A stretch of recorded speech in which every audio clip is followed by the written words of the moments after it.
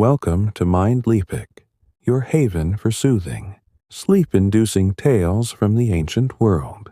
Tonight, we begin a gentle journey through the lost empire of Rome, a city of stone and legend that shaped history. This 10-part series explores the boring yet captivating stories of Rome's founding, its kings, its people, and its enduring ruins. Perfect for unwinding or drifting off to sleep.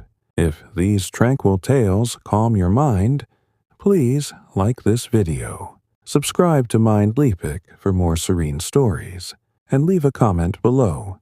We'd love to hear where you're watching or listening from. Your country, your city, and the local time. Settle in, close your eyes, and let the dreams of ancient Rome guide you into a restful night. Imagine a quiet landscape where 7 hills rise gently under a soft, golden sky. This is the land that would become Rome, a place of rivers, marshes, and ancient myths where history began with a whisper. Long before its marble temples and grand Colosseum, Rome was a simple village, its story rooted in tales of gods, heroes, and a she-wolf's care. Let us drift into the myth of Rome's founding, a story as calm as the Tiber River flowing through its heart. In the beginning, the land was home to scattered tribes, their huts dotting the hills, their lives tied to the rhythm of seasons.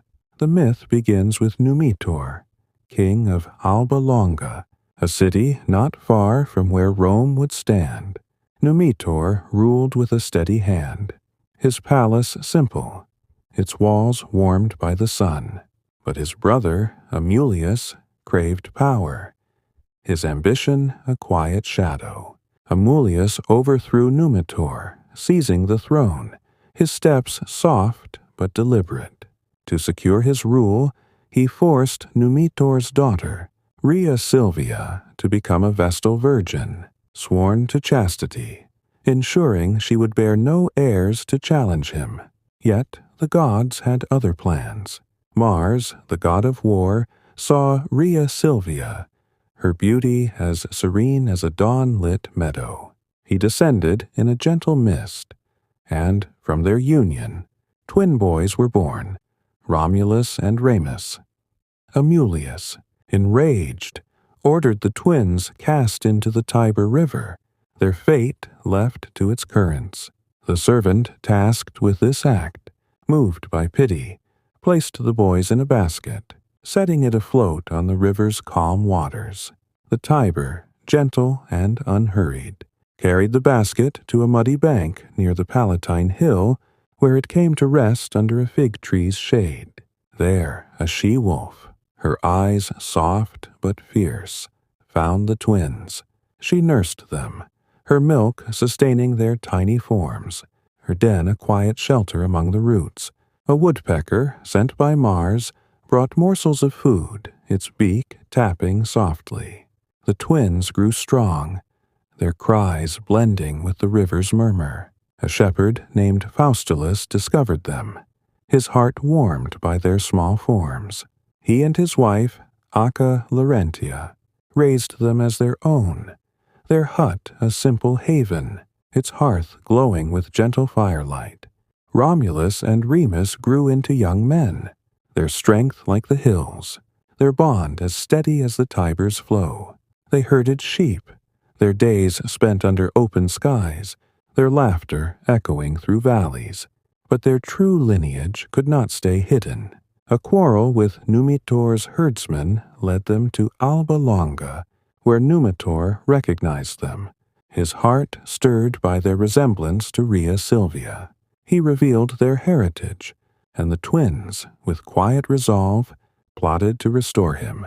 They gathered shepherds, their steps soft on the hills, and overthrew Amulius, his reign ending in a silent fall. Numitor was restored, his throne reclaimed under a calm dawn. The twins, now heroes, chose to found a new city where the she-wolf had saved them. They stood on the Palatine Hill, the Tiber sparkling below, its waters reflecting the stars. But a quiet dispute arose. Who would rule the city, and where would it stand? Romulus favored the Palatine, Remus the Aventine. To settle the matter, they sought the gods' will through augury, watching for signs in the sky. Remus saw 6 vultures, their wings gliding softly, but Romulus claimed 12, their forms circling in the twilight. The brothers argued, their voices low but firm, each believing his claim stronger. Romulus began to build, marking the city's boundaries with a plow, its furrow a sacred line in the earth. Remus, in defiance, leapt over the line, mocking its sanctity. Romulus, in a moment of quiet anger, struck him down, his brother falling to the earth. The first blood spilled on Rome's soil. Romulus buried Remus, his heart heavy, and named the city Roma after himself. The Palatine became its heart, its walls rising slowly under a gentle sun. Romulus ruled as Rome's first king, his city a cluster of huts on the Palatine, its people shepherds and wanderers. To grow his city, he offered asylum to outcasts, fugitives, exiles, and wanderers, welcoming them with open gates. The Sabine women from a neighboring tribe were invited to a festival, only to be taken as wives, a quiet act that sparked conflict. The Sabines attacked, but the women, now part of Rome, stood between the armies, their pleas soft but firm, forging peace. Romulus shared rule with the Sabine king, Titus Tatius, their reign a calm alliance. Romulus's rule lasted decades, his city growing stronger, its walls sturdier, its people united. One day, during a storm, he vanished in a whirlwind, his form lifted into the clouds, or so the myth claims. Some say he became Quirinus, a god of the Roman state, his presence a quiet guardian over the city. Rome's founding, with its myths of twins and wolves, set the stage for an empire, its story as enduring as the hills. This tale, with its gentle rhythm, mirrors the Colosseum's own creation, a monument born from ambition and shaped by time. Romulus's city, like the Colosseum's arches, was built with purpose, its stones carrying the weight of dreams. The she-wolf's care, like the Colosseum's endurance, speaks to resilience, a quiet strength that defies the ages. As we drift toward the next part, we will explore the reign of Rome's 7 kings, their deeds shaping a city destined for greatness. For now, let the soft flow of the Tiber linger in your mind, like a river guiding you to a peaceful night. Let us continue our soothing journey through the dreams of ancient Rome, drifting into the tranquil tale of the 7 kings who shaped the city's early days. Imagine a young Rome, its 7 hills cradling simple huts, where kings ruled with steady hands, their deeds laying the foundations of an empire. This story unfolds with the gentle rhythm of a plow turning earth, carrying us through the reigns of Romulus and his successors. Settle deeper into this serene narrative as we explore the boring yet fascinating details of Rome's monarchy, a quiet prelude to its imperial glory. After Romulus, the founder of Rome, vanished into the storm, the city mourned. Its people gathered on the Palatine Hill under a somber sky. Romulus, now revered as Quirinus, left a city of mud-brick walls and scattered tribes, its future uncertain but hopeful. The Romans, a mix of shepherds, exiles, and Sabines, chose their next king with care. The Senate, a council of elders, met in a simple hall, their voices low, deliberating who would lead. They chose Numa Pompilius, a Sabine known for his wisdom and piety, his heart as calm as a still lake. Numa, unlike Romulus, was no warrior. He came to Rome from cures, his steps soft on the dusty roads, his robe plain but dignified. Crowned on the Capitoline hill, he stood before a modest altar, offering prayers to Jupiter, the air heavy with incense. Numa sought peace, his rule a quiet contrast to Romulus's conquests. He built the Temple of Janus, its doors open in war, closed in peace, a rare state in Rome's early days. Under his reign, the doors remained shut, the city resting in a gentle calm, its fields blooming with grain. Numa shaped Rome's spirit, creating religious rites to honor the gods. He established the Vestal Virgins, women tasked with tending the sacred fire of Vesta, their white robes glowing softly in the temple's light. He organized priests, the Flamins, to serve Jupiter, Mars, and Quirinus, their chants rising like a gentle breeze. Numa's calendar divided the year into 12 months, its rhythm guiding farmers and festivals, the moon's phases marking time's quiet passage. His laws were simple, encouraging honesty and devotion, his voice a steady guide for a young city. Numa ruled for 43 years, his death mourned under a twilight sky. The Romans buried him with quiet honors, his legacy a city united in faith. The Senate chose Tullus Hostilius, a warrior whose heart burned for glory.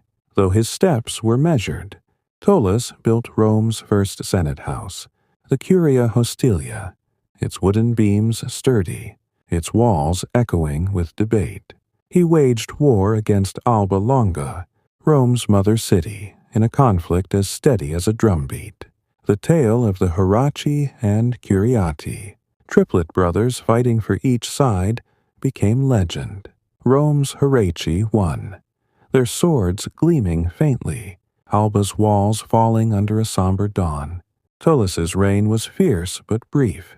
His life ended by a plague, or, some say, Jupiter's lightning, a quiet judgment for his pride. Ancus Marcius, Numa's grandson, was chosen next, his rule a balance of peace and strength. He built Rome's first bridge, the Pons Sublicius, its wooden planks spanning the Tiber, the river's flow soft beneath. Ancus founded Ostia, a port at the Tiber's mouth, where ships docked under a gentle sea breeze, bringing salt and trade. He fortified the Janiculum Hill, its walls rising slowly, protecting Rome's western edge.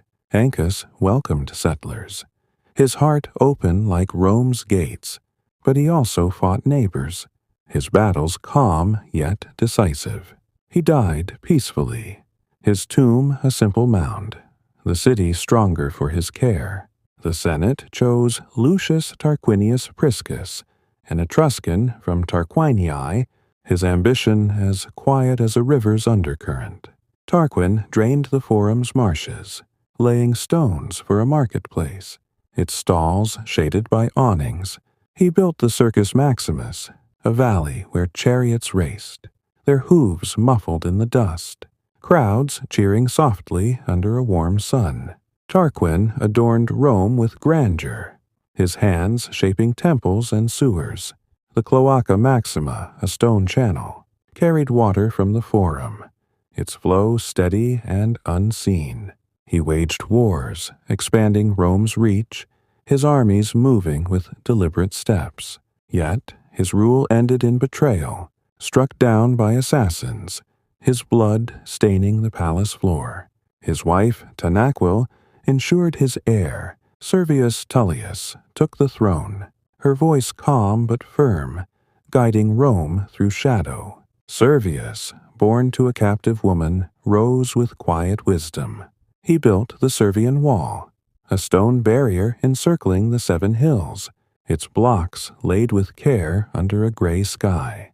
He organized Rome's people into classes, counting wealth and land, his census a silent tally of a growing city. Servius gave land to the poor, his gifts as gentle as rain, and built a temple to Diana on the Aventine, its columns gleaming softly. His reign was long, but his end was tragic. Betrayed by his daughter Tulia and her husband, Tarquin the Proud, his body left in the street, Rome's peace fading like dusk. Tarquin the Proud, the seventh king, ruled with a heavy hand, his pride as cold as marble. He built the temple of Jupiter Optimus Maximus on the Capitoline, its altar vast, its bronze doors gleaming in the dawn. But his tyranny stirred unrest, his laws harsh, his taxes burdensome. When his son wronged Lucretia, a noblewoman, her death sparked rebellion, her honor a quiet flame. The Romans, led by Lucius Junius Brutus, drove Tarquin out, ending the monarchy under a somber sky. The seven kings, from Romulus to Tarquin, shaped Rome's soul, their reigns a quiet foundation for an empire. Their stories, like the Colosseum's stones, endure through time, each act a step toward greatness. The king's temples and walls, like the Colosseum's arches, were built with care, their legacy a whisper of Rome's eternal dream. As we drift toward the next part, we will explore the rise of the Roman Republic, its struggles and triumphs forging a new era. For now, let the soft glow of Numa's sacred fire linger in your mind. Like a hearth warming a silent night, let us glide deeper into the soothing dreams of ancient Rome, settling into the tranquil tale of the Roman Republic's rise, a time when a city of 7 hills turned from kings to citizens. Imagine a Rome of simple stone forums and bustling markets, where consuls and senators shaped a new order with steady hands. This story unfolds with the gentle rhythm of sandals on cobblestone, carrying us through the Republic's founding and its early struggles. Settle deeper into this serene narrative as we explore the boring yet fascinating details of Rome's transformation, a quiet step toward its imperial destiny. After Tarquin the Proud's exile, Rome stood at a crossroads, its people weary of tyranny.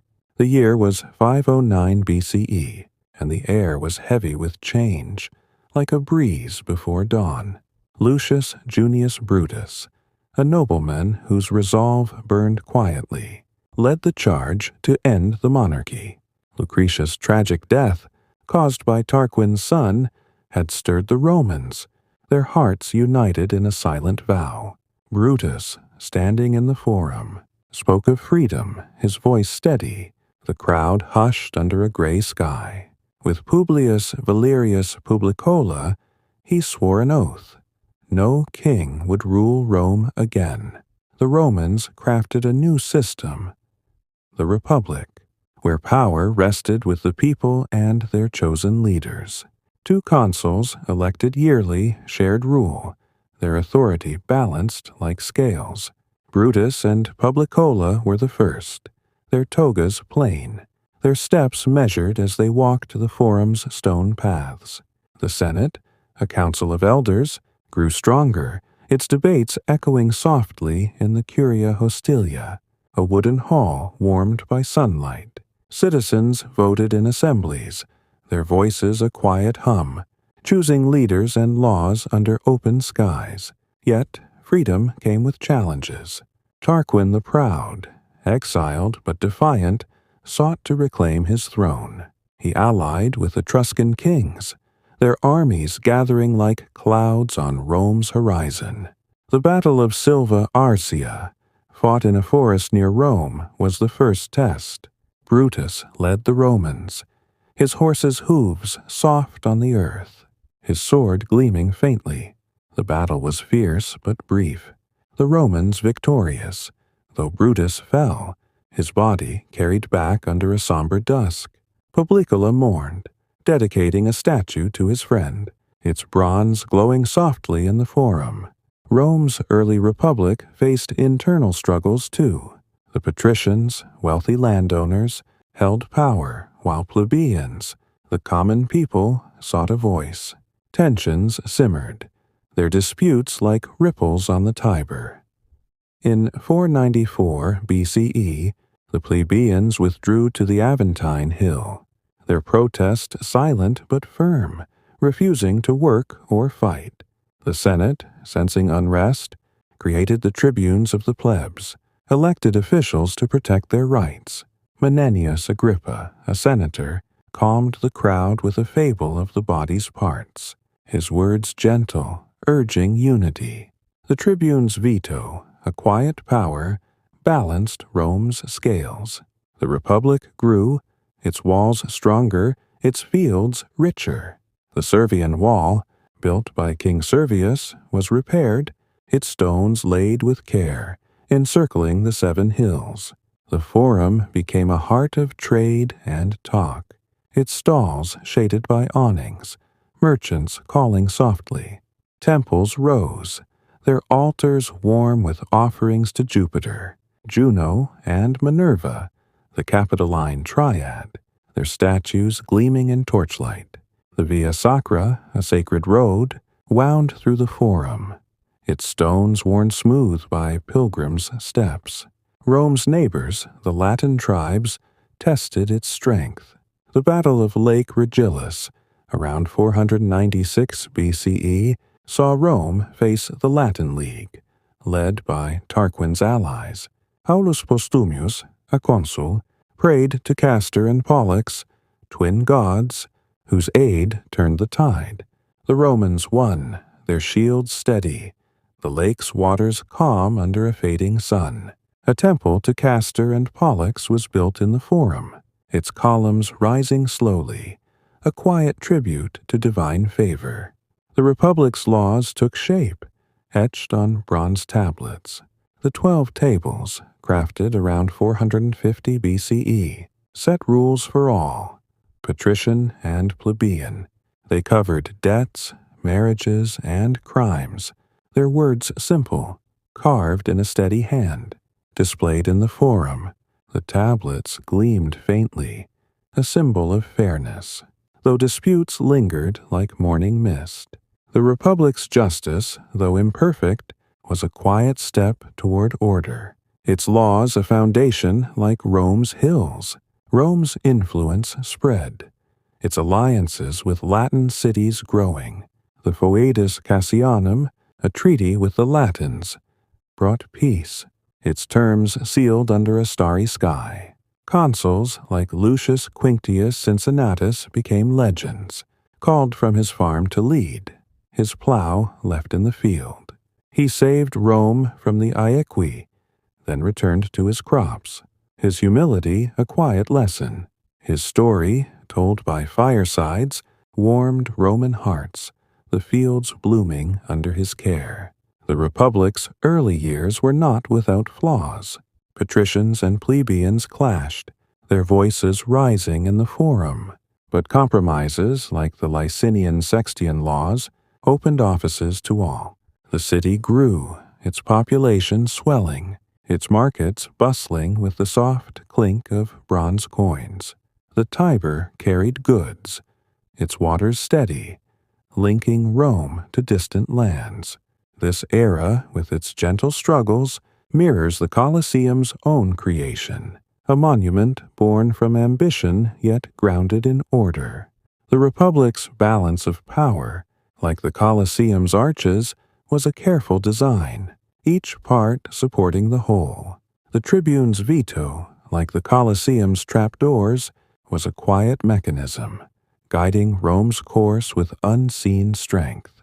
As we drift toward the next part, we will explore the Punic Wars, Rome's epic clash with Carthage, shaping its destiny. For now, let the soft hum of the Forum's voices linger in your mind. Like a breeze through a silent city, let us drift deeper into the soothing dreams of ancient Rome, settling into the tranquil tale of the Punic Wars, a series of conflicts that forged Rome's path to greatness.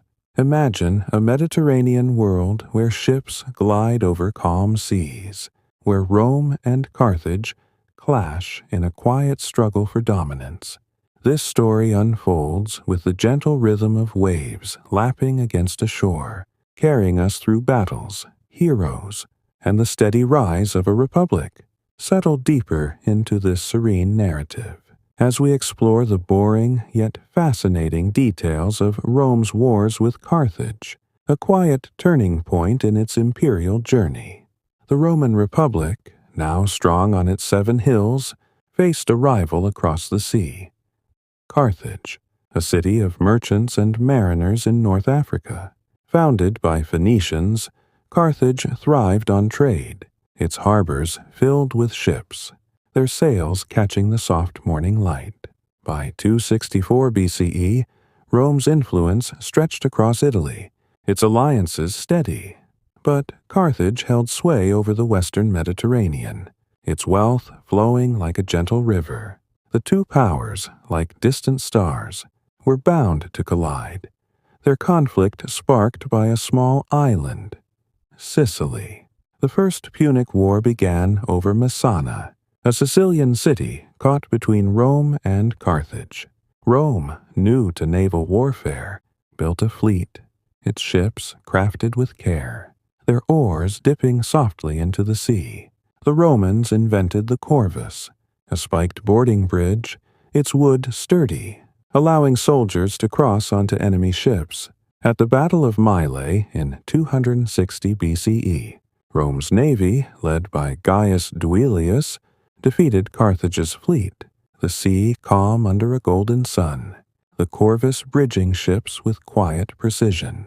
Duilius's victory, celebrated with a column in the Forum, marked Rome's first naval triumph, its bronze gleaming softly. The war dragged on for 23 years, its battles steady but exhausting. Rome lost ships to storms, their wreckage sinking into the sea's silent depths, but rebuilt with resolve. Carthage, led by Hamilcar Barca, fought fiercely, its armies moving like shadows across Sicily's hills. In 241 BCE, Rome won at the Aegates Islands, its ships gliding through mist. Carthage's fleet scattered. A treaty ended the war, Sicily becoming Rome's first province, its fields blooming under a peaceful sky. Peace was brief. Carthage, seeking to rebuild, turned to Spain, its silver mines gleaming faintly under starlight. Hamilcar's son, Hannibal, grew into a leader, his mind sharp, his heart set on Rome. The Second Punic War began in 218 BCE, when Hannibal besieged Saguntum, a Roman ally in Spain. Refusing to bow, he marched north, crossing the Alps with his army, his elephants plodding slowly through snow, their trunks swaying like branches in a breeze. The journey was grueling, the mountains silent, but Hannibal emerged in Italy, his forces a quiet threat. Hannibal's victories shook Rome. At the Battle of Trebia, his troops ambushed Romans in a foggy valley, the river cold and still. At Lake Trasimene in 217 BCE, he trapped a Roman army, the lake's waters reflecting a somber dawn, the Romans falling in silence. His greatest triumph came at Cannae in 216 BCE, where he encircled Rome's legions, his cavalry circling like a gentle tide. The Romans, led by consuls, lost thousands, their shields glinting faintly as they fell, the fields stained under a quiet sun. Rome, resilient, refused to surrender. Fabius Maximus, a general nicknamed the Delayer, wore Hannibal down, avoiding battles, harassing his supply lines with soft-footed scouts. Rome's walls held firm, its people steady, their hearths warm with hope. Hannibal roamed Italy for years, his army dwindling, unable to take the city. Meanwhile, Rome struck back. Publius Cornelius Scipio, a young general, sailed to Spain, capturing Carthage's colonies, his ships gliding over calm waves. In 202 BCE, Scipio faced Hannibal at Zama, In North Africa, under a clear sky, Rome's disciplined legions, with Numidian allies, outmaneuvered Hannibal's elephants, their trumpets fading into silence. Carthage fell, its power broken, a treaty sealing its submission. The Third Punic War, from 149 to 146 BCE, was a quiet end. Carthage, weakened, posed little threat, but Rome, driven by fear or pride, sought its destruction. Scipio Aemilianus, grandson of Scipio, besieged the city, its walls crumbling under a relentless sun.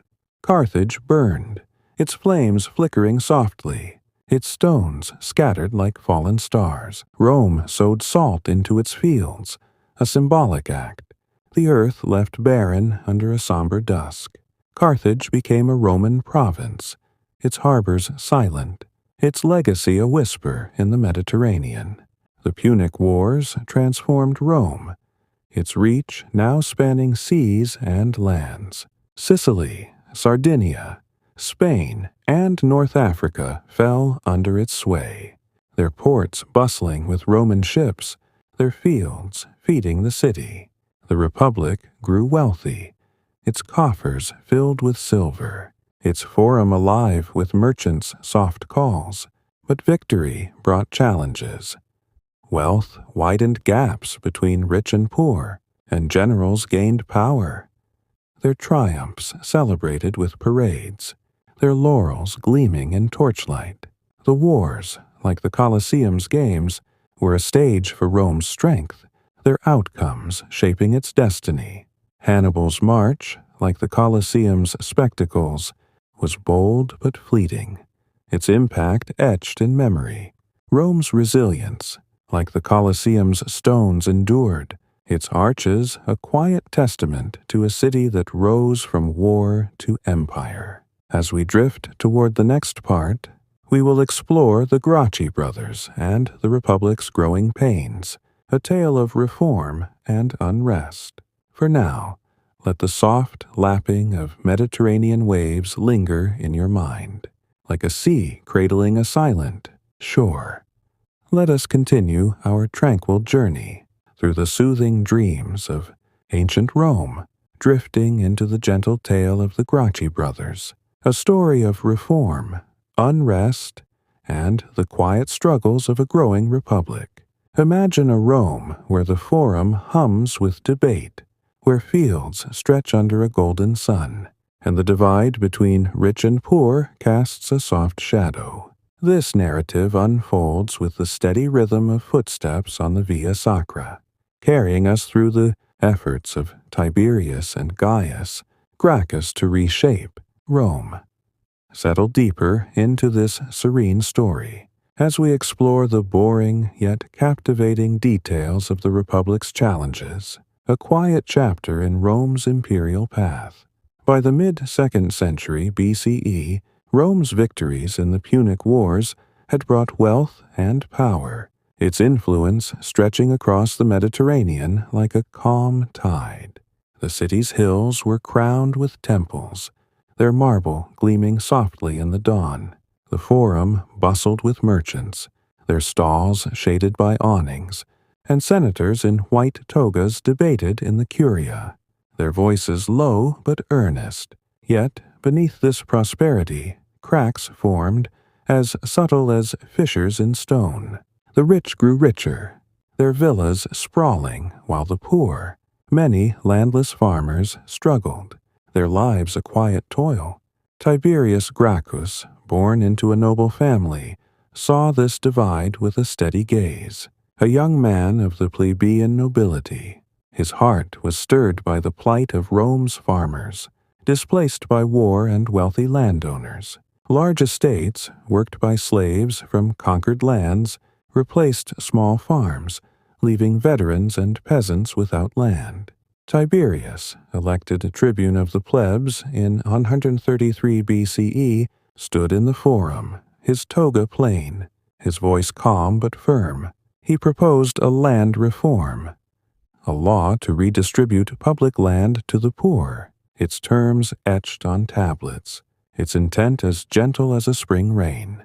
The land, called Ager Publicus, had been seized in wars, meant for all Romans but hoarded by the elite. Tiberius's law limited holdings to 500 iogera per person. The excess returned to the state for small farmers. The Senate, filled with wealthy patricians, resisted, their murmurs like a breeze through the curia's halls. Tiberius, undeterred, took his case to the people's assembly, his words resonating softly on the rostra, a platform worn by countless speeches. The crowd, farmers and laborers, cheered quietly, their hopes kindled like a hearth's glow. Opposition grew, led by senators who saw their wealth threatened. Another tribune, Marcus Octavius, used his veto, a quiet power, to block the law. Tiberius, with careful resolve, convinced the assembly to remove Octavius, a rare act, the crowd's vote a silent wave. The law passed, a commission formed to divide the land, its members working under a clear sky, measuring fields with steady hands. But tension simmered, like mist over the Tiber. Tiberius sought re-election, an unusual move, his campaign a soft plea for justice. The Senate, fearing his influence, acted. During an election in the Forum, a mob of senators and their allies attacked, their clubs raised in a quiet fury. Tiberius fell, his body struck down near the Capitoline, his blood staining the stones. 300 supporters died with him, their forms still under a somber dusk. Rome mourned, its streets hushed, the land reform faltering but not forgotten, its seeds planted in the Republic's heart. 10 years later, Gaius Gracchus, Tiberius's younger brother, rose to continue his work. Elected tribune in 123 BCE, Gaius was bolder, his mind sharp, his voice a gentle fire. He stood on the rostra, his toga bright, proposing laws to ease the poor's burdens. He revived the land reform, ensuring fields reached farmers, their plowshares glinting in the sun. He set grain prices, making food affordable, its distribution a quiet act of care in Rome's markets. Gaius went further, his reforms like ripples on a still lake. He proposed roads to connect cities, their stones laid with care, easing trade and travel. He sought to extend citizenship to Rome's Italian allies, a bold dream of unity. His words soft but visionary. He reformed the courts, curbing corruption, ensuring justice flowed like the Tiber's steady current. The people loved him, their cheers a low hum, but the Senate, wary of change, watched with cold eyes. Gaius's enemies grew, their influence like a shadow over the Forum. In 121 BCE, as he sought a third term as tribune, the Senate declared him a threat. They passed a decree, the Senatus Consultum Ultimum, a quiet call to arms. On the Aventine Hill, Gaius and his supporters gathered, their resolve firm but peaceful. A mob, led by the consul Opimius, attacked, their steps heavy on the hill's slopes. Gaius fled, crossing the Tiber's wooden bridge, his heart heavy. Cornered, he died by his own command, his loyal slave ending his life, the river reflecting a fading sun. The Gracchi brothers' deaths marked a turning point, their reforms a quiet spark in Rome's soul. The land laws continued, fields blooming under new hands, but the Republic grew divided, its unity fraying like worn cloth. The Forum, once a place of debate, became a stage for violence, its stones witnessing silent struggles. The brothers' dreams, though crushed, lingered, their ideas whispered in later reforms, their legacy as enduring as Rome's hills. This tale, with its gentle tragedy, mirrors the Colosseum's own story of ambition and loss. The Gracchi's reforms, like the Colosseum's arches, aimed to build a stronger Rome, yet faced resistance, their efforts worn by time's quiet pull. The brothers' fall, like the Colosseum's missing half, speaks to dreams undone, yet their impact endures, etched in the Republic's laws. As we drift toward the next part, we will explore the rise of Julius Caesar, a man whose ambition reshaped Rome's fate. For now, let the soft murmur of the forum's crowds linger in your mind, like a breeze through a silent city.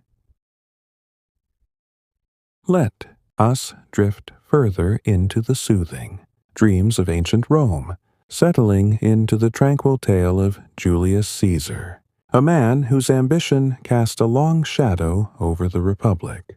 Imagine a Rome where the Forum hums with whispers of power, where legions march under a quiet sky, and a single figure rises to reshape history. This story unfolds with the gentle rhythm of a toga brushing cobblestone, carrying us through Caesar's early life, his conquests, and his climb to greatness. Settle deeper into this serene narrative as we explore the boring yet captivating details of Rome's most famous son, a quiet prelude to the Republic's end.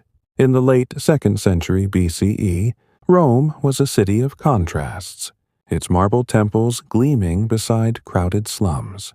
The Republic, forged by consuls and senators, faced growing unrest, its balance fraying like a worn thread. Into this world, Gaius Julius Caesar was born in 100 BCE, a patrician of the Julii family, their lineage ancient but modest.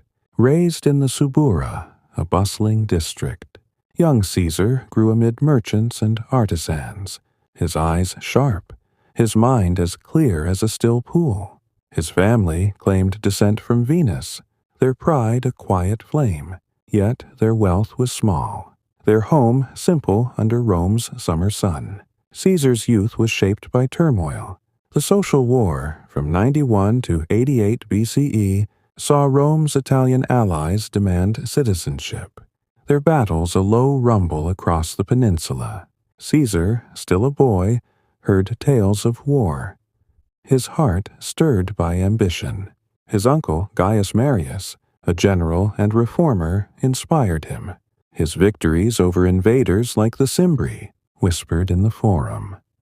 But Marius's rival, Sulla, seized power in a march on Rome, his legion's steps heavy but deliberate.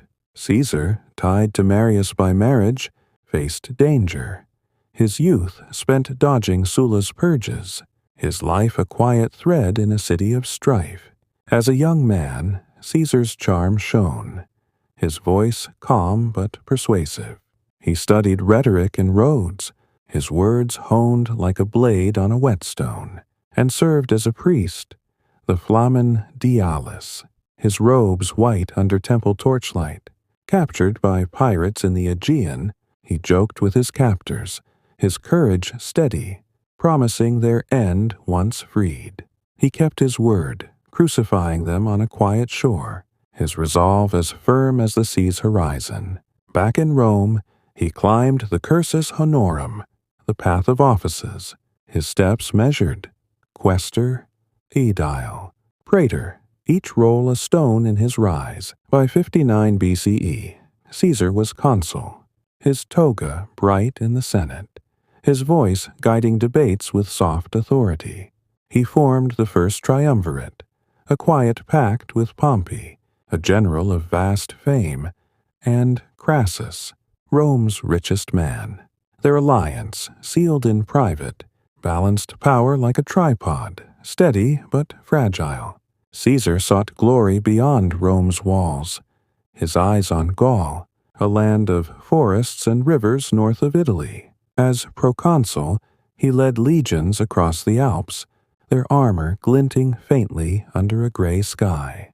The year 58 BCE marking his conquest's start.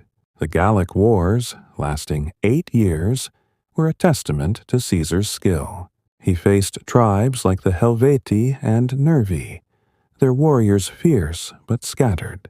At Alesia, in 52 BCE, he besieged the Gallic leader Vercingetorix, building twin walls around the hill fort, their stones laid with care.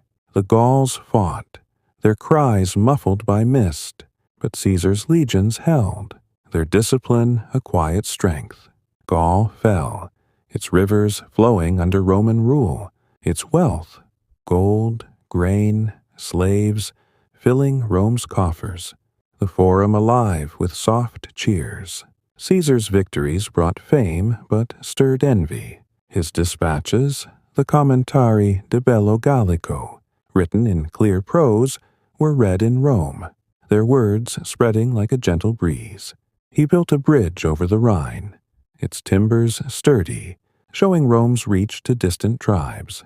He sailed to Britannia, his ships gliding through fog, the island's cliffs looming in silence. His ambition grew, his name a whisper in every home, his statues rising in the Forum, their marble cool under starlight. Yet Rome's Senate grew wary, their debates tense, their togas rustling in the Curia. Pompey, once an ally, turned rival, his loyalty shifting like sand. The triumvirate crumbled, Crassus dead in Parthia, his army lost under a desert sun. In 49 BCE, the Senate ordered Caesar to disband his legions, their decree a quiet command. Caesar stood at the Rubicon, a small river marking Italy's border, his horse calm, the water reflecting a fading dusk. To cross with his army was treason, yet he declared, "The die is cast," and marched, his steps soft but unyielding. Rome trembled, its gates open, Pompey fleeing to Greece. Caesar entered the city, his presence a calm storm. The Forum hushed as he spoke. He pursued Pompey, their armies meeting at Pharsalus in 48 BCE, the plain silent under a clear sky. Caesar's smaller force, disciplined and loyal, outmaneuvered Pompey, his rival fleeing to Egypt, where he died, his head severed on a quiet shore. Caesar followed, meeting Cleopatra, Egypt's queen, her palace glowing by the Nile, their alliance sealed under a starry night. Caesar returned to Rome, his power unmatched, his titles piling like stones. Dictator, then dictator for life. He reformed the calendar, creating the Julian year, its months steady as the Tiber's flow. He planned new temples, their columns rising in dreams, and campaigns to Parthia, his ambition boundless. But whispers of tyranny grew, senators plotting in shadowed halls, their daggers hidden under togas. This tale, with its gentle rise, mirrors the Colosseum's own creation, a monument of ambition built on steady effort. Caesar's conquests, like the Colosseum's arches, were grand yet precarious, their legacy enduring through time's quiet pull. His crossing of the Rubicon, like the Colosseum's spectacles, marked a point of no return, a city poised between republic and empire. As we drift toward the next part, we will explore Caesar's fall and the rise of Augustus, Rome's first emperor. For now, let the soft flow of the Rubicon linger in your mind, like a river guiding a silent night. Let us glide deeper into the soothing dreams of ancient Rome, settling into the tranquil tale of Julius Caesar's fall and the rise of Augustus, a story of betrayal, ambition, and the quiet birth of an empire. Imagine a Rome where the Forum whispers of conspiracy, where daggers gleam in shadowed halls, and a young man reshapes a republic into something eternal. This narrative unfolds with the gentle rhythm of a toga's folds settling on marble, carrying us through Caesar's end and Augustus's ascent. Settle deeper into this serene story as we explore the boring yet captivating details of Rome's transformation, a quiet dawn of imperial glory. In 44 BCE, Rome stood at its peak, its temples gleaming under a soft spring sun, its streets alive with the hum of merchants and senators. Julius Caesar, now dictator for life, walked the forum with a steady stride, his toga bright, his laurel crown glinting faintly. His reforms, land for the poor, a new calendar, planned temples, had reshaped Rome, its rhythm steady as the Tiber's flow. Yet his power stirred fear, his title a whisper of monarchy in a city born to reject kings. Senators, once allies, grew restless, their debates in the Curia low but tense. Men like Marcus Brutus, a friend of Caesar, and Gaius Cassius, a lean strategist, saw his rule as a threat to the Republic's balance. They formed a conspiracy, their meetings hidden in quiet villas, their daggers concealed under togas. On the Ides of March, March 15th, 44 BCE, they struck. Caesar entered the theater of Pompey, a grand hall where the Senate met, its columns casting soft shadows. As he sat, the conspirators approached, their steps deliberate, their blades swift but silent. Caesar fell, pierced by 23 wounds, his blood pooling on the marble, his last breath a quiet sigh under a gray sky. Rome trembled, its people hushed in the forum, their candles flickering in mourning. Caesar's will named his great-nephew, Gaius Octavius, a youth of 18, as his heir. Octavius, slender and reserved, lived in Apollonia, studying under a clear sky. News of Caesar's death reached him, the messenger's voice low, urgent. Octavius sailed to Italy, his ship gliding over calm waves, his heart set on Rome. Taking the name Gaius Julius Caesar Octavianus, he claimed his inheritance, his resolve as steady as a star. The Republic descended into chaos, its balance broken like a cracked stone. Mark Antony, Caesar's loyal general, rallied his supporters, his voice booming in the forum, his torch raised to burn Caesar's body. The pyre's flames glowed softly, the crowd's cries fading into dusk. Octavian arrived, his presence quiet but commanding, raising an army with Caesar's wealth. Antony, distrustful, and Octavian, ambitious, clashed, their legions meeting in northern Italy. Yet they formed an uneasy alliance, the Second Triumvirate. With Lepidus, a lesser general, their pact sealed under a somber moon in 43 BCE. The Triumvirate hunted Caesar's killers, their vengeance a silent tide. At Philippi in 42 BCE, Brutus and Cassius faced Antony and Octavian, the plains of Greece still under a clear sky.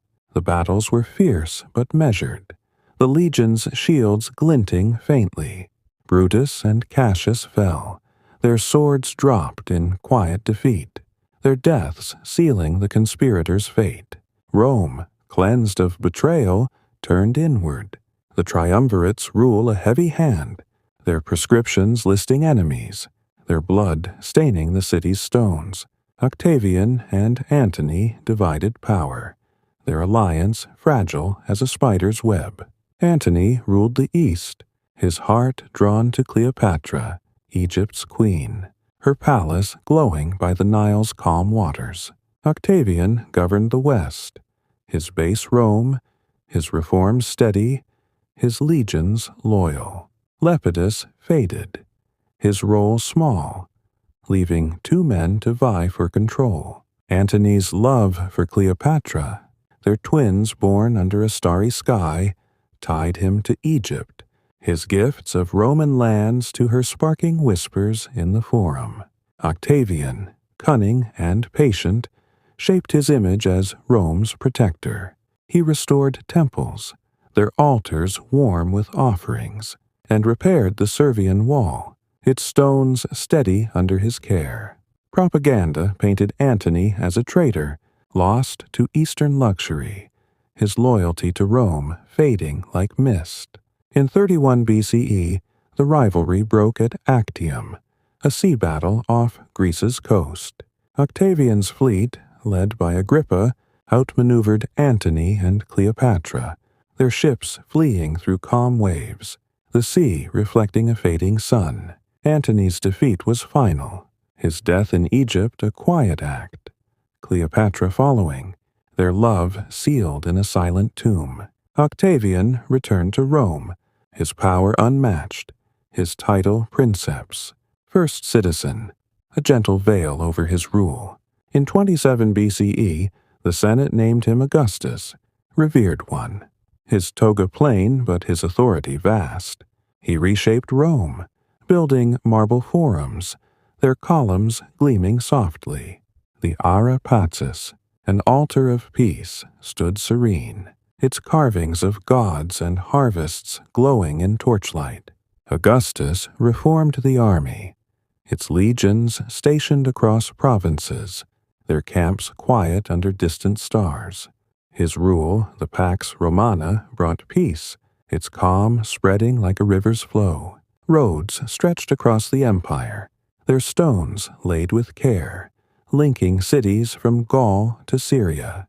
The Forum Romanum grew grander, its temples to Saturn and Concord shining under a golden dawn.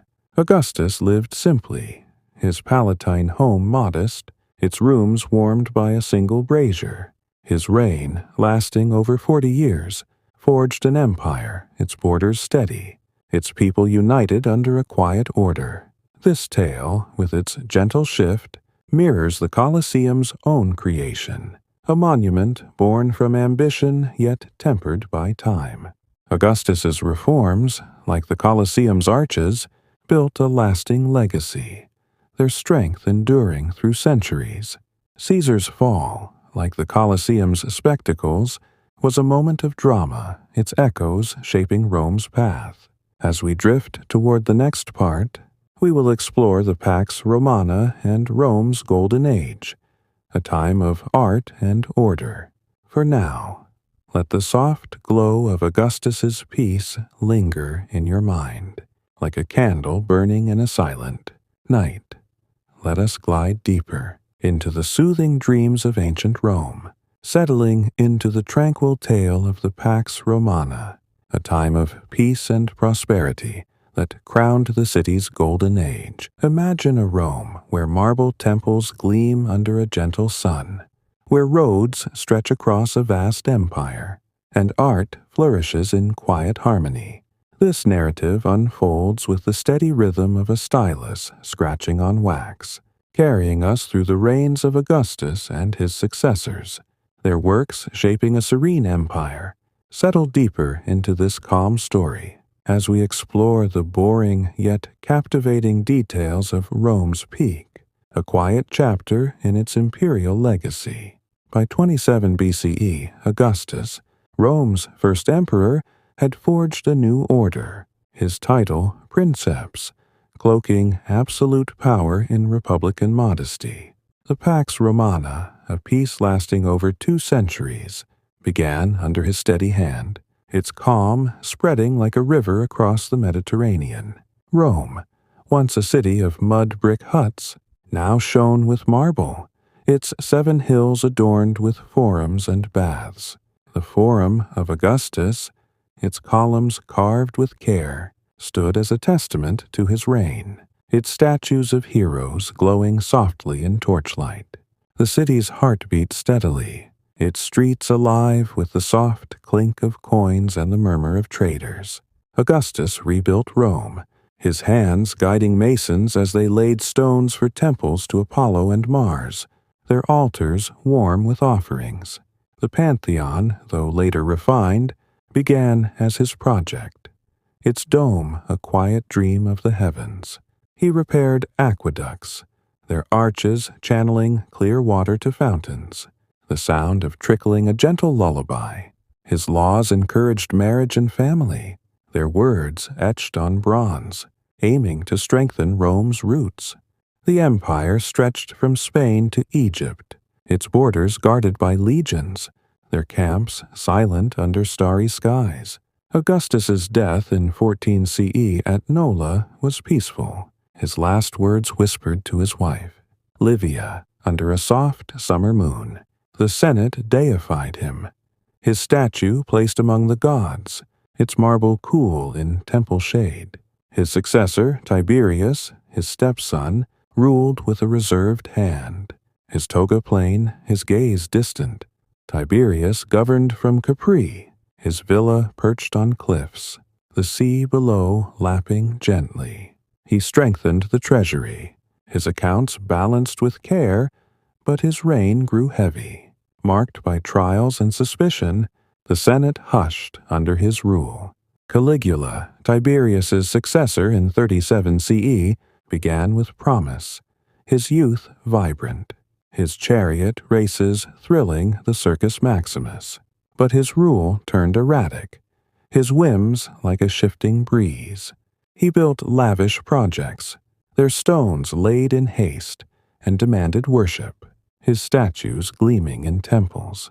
His reign ended in 41 CE, struck down by his own guards, their daggers silent in a palace corridor, the empire pausing under a somber dawn. Claudius, chosen next, was a scholar, his limp and stammer no barrier to wisdom. He ruled from 41 to 54 CE, his decrees steady, his aqueducts stretching further, their waters feeding Rome's baths.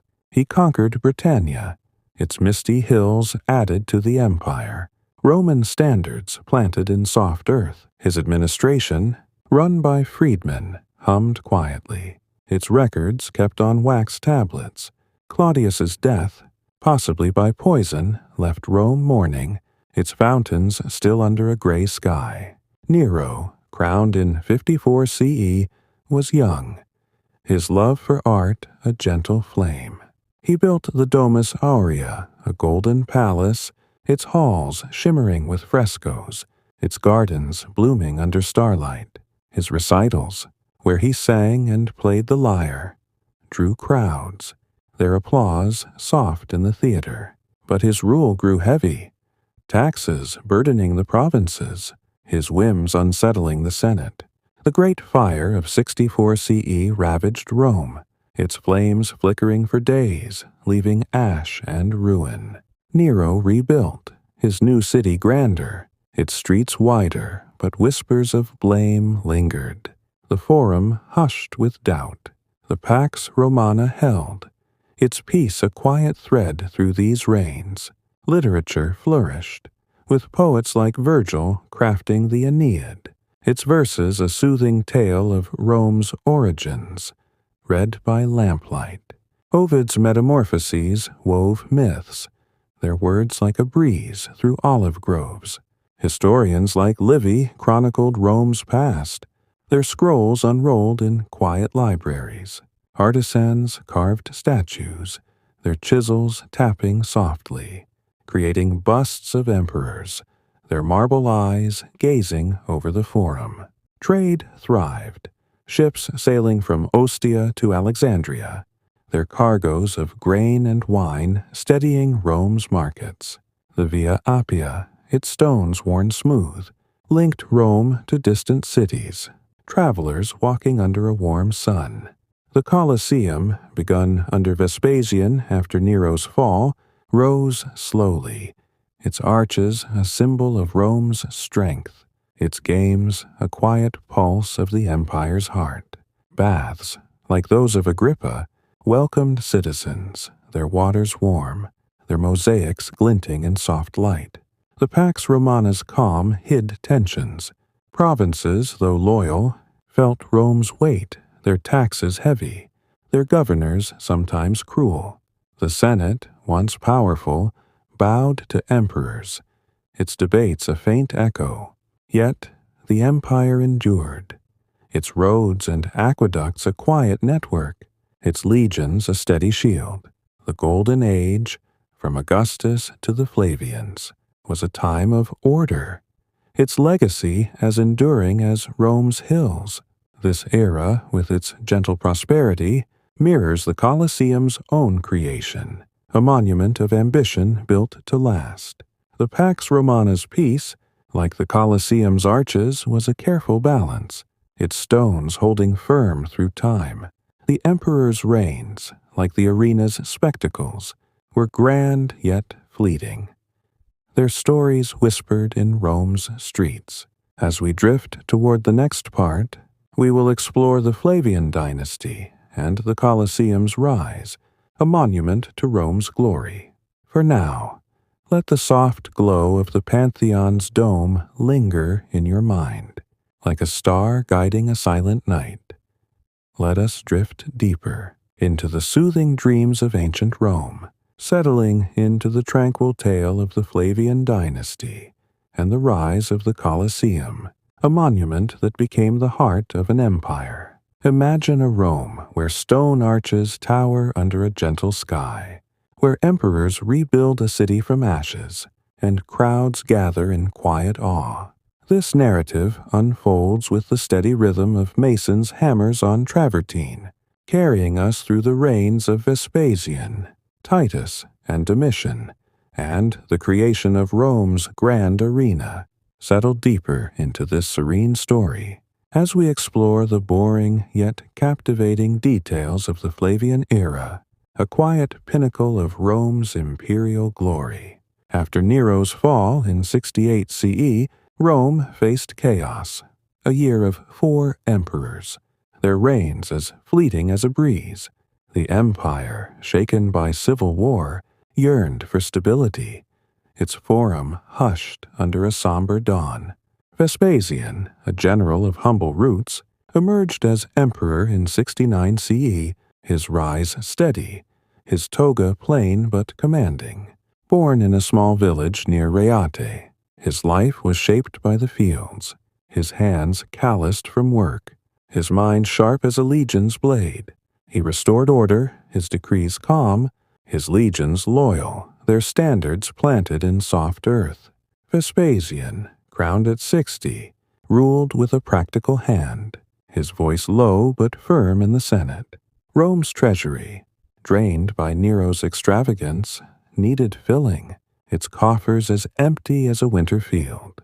He raised taxes, his collectors moving quietly through provinces, and repaired the city, its temples gleaming anew under a golden sun. The Great Fire of 64 CE had scarred Rome, its wooden homes reduced to ash. Vespasian rebuilt, his masons laying stones for new forums, their hammers tapping softly in the morning light. His greatest legacy was the Colosseum, begun in 70 CE, a gift to Rome's people. Built on the site of Nero's Golden House, its lake drained. The arena rose as a symbol of renewal, its travertine arches gleaming faintly. The Colosseum, or Flavian Amphitheater, was vast, its oval shape designed to hold 50,000 souls, their cheers a quiet hum under a clear sky. Workers, slaves, and artisans toiled, their ropes pulling stones, their pulleys creaking softly.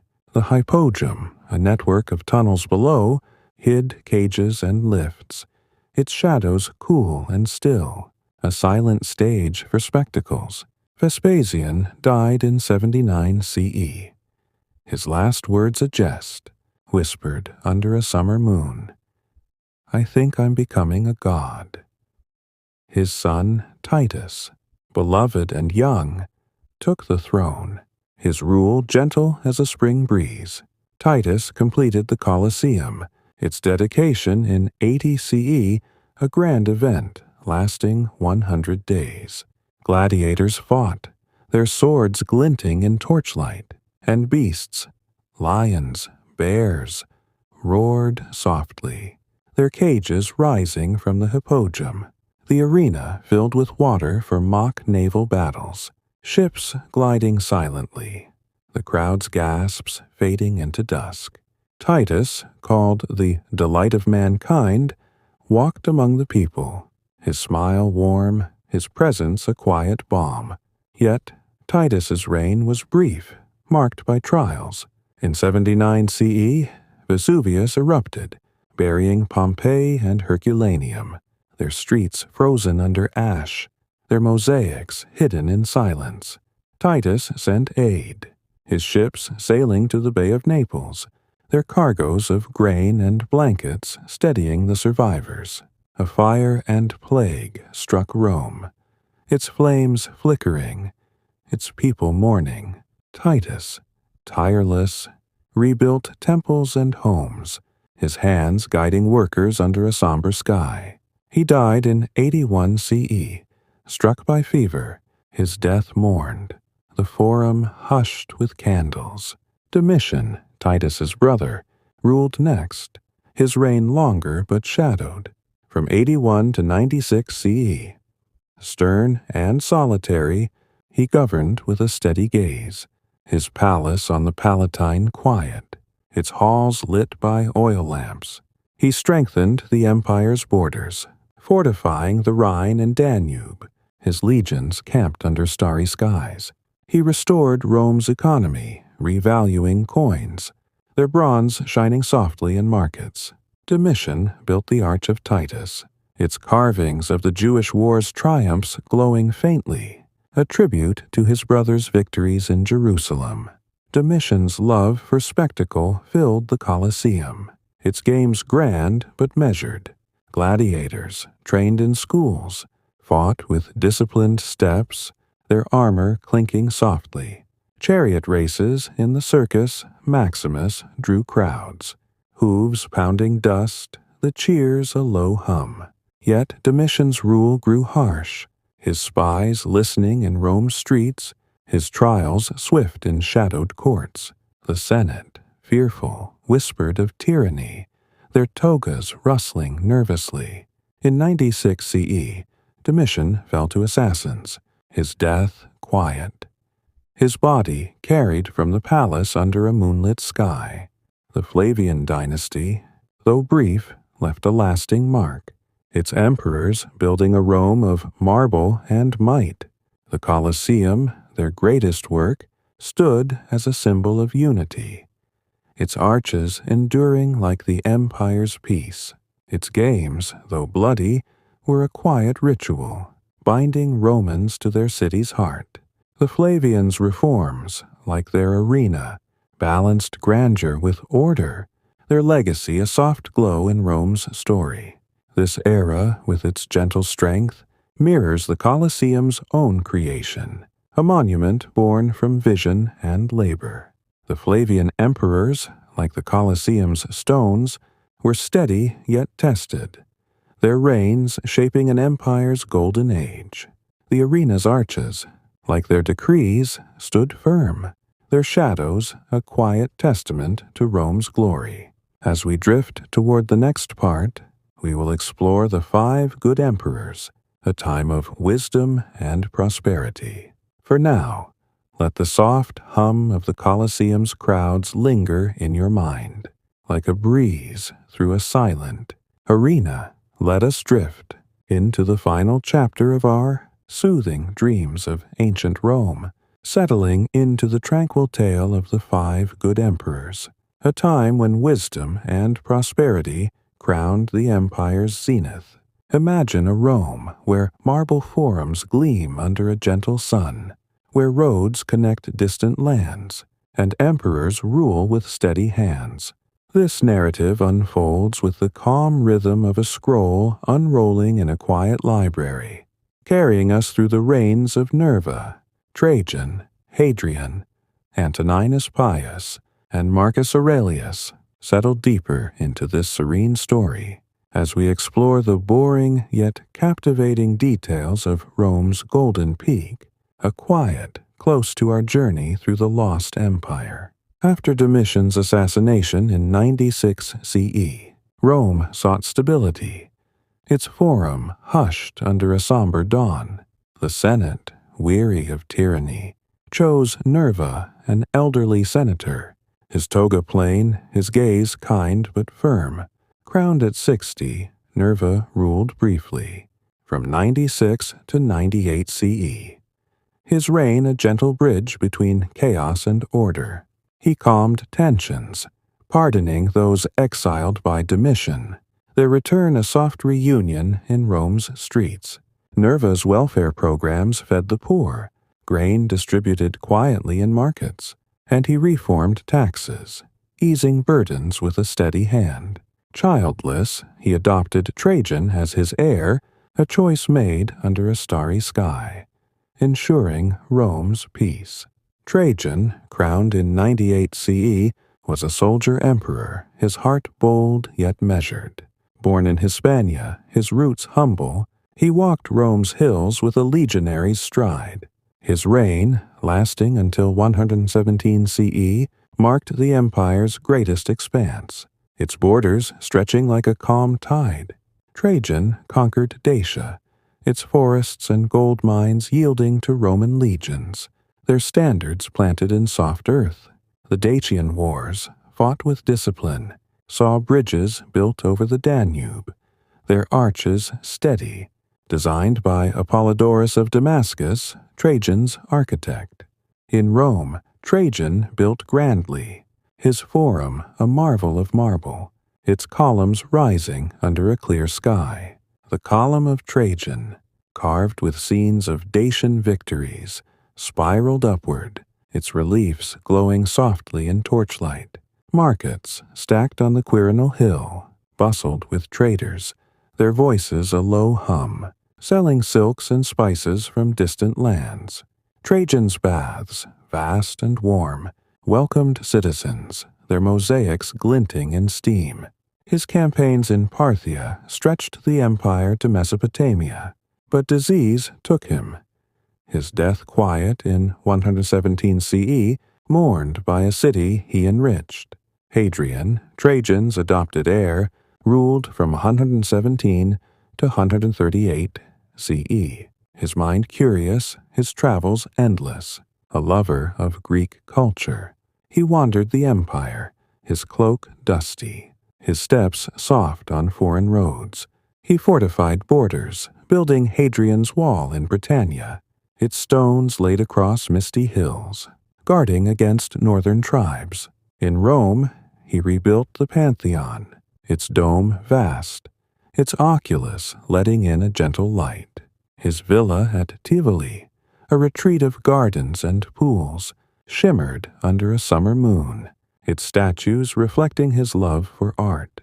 Hadrian's rule was peaceful, his laws fair, his courts steady. He codified Roman law, its tablets clear, ensuring justice flowed like an aqueduct's stream.